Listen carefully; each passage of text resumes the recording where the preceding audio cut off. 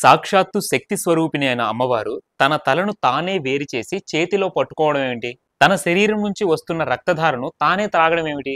ఈ రూపం చూడటానికి భయంకరంగాను, వినటానికి విడ్డూరంగాను, అర్థం చేసుకోలేని వారికి అర్ధరహితంగాను అనిపించవచ్చు. కానీ తత్వం తెలుసుకొని మర్మం అర్థం చేసుకునే వాళ్ళకి ఆ స్వరూపంలోని ఆధ్యాత్మిక ప్రతీకలు ఆశ్చర్యపరుస్తాయి. అవునండి, నేను మాట్లాడేది దశమహావిద్యలలోని ఒకటైన శక్తివంతమైన రూపం శ్రీ చినమస్త అమ్మవారి గురించి. సాధారణంగా మన జీవితంలో నేనే చేశాను, నా వల్లే జరిగింది, ఇదంతా నా గొప్పతనమే అనుకునే అహంకారం మనిషిలోని జ్ఞానాన్ని నశింపజేసి అధోగతి పాలు చేస్తుంది. ఆ అహంకారానికి గుర్తైన తలని తొలగించే శక్తికి ప్రతీక ఆవిడ రూపం.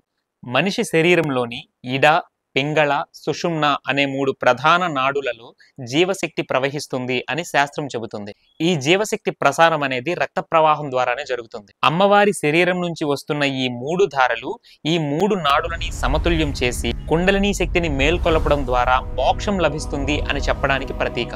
ఆ రక్తధారిని వేరు చేయబడ్డ అమ్మవారి తల త్రాగడం అనేది శక్తి ఆమెలోనే పుడుతుంది, మరలా ఆమెలోనే లయమవుతుంది అని చెప్పడానికి ప్రతీక. అలాగే అమ్మవారి పాదాల క్రింద మిథునం ఉండడం అంటే కామం అనేది కూడా దైవ ప్రసాదమే.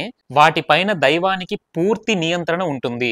అలా అమ్మవారి పాదాలు పట్టుకున్న వాళ్ళు కామానికి అతీతులు కాగలరని ఈ రూపం సూచిస్తుంది. అర్థం చేసుకుని ఆరాధించే వాళ్ళకి అమ్మవారు జ్ఞానప్రదాత, మోక్షప్రదాత. అయితే ఇప్పుడు ఇందులో దాగి ఉన్న మరికొంత తత్వార్థాన్ని తెలుసుకునే ప్రయత్నం చేద్దాం.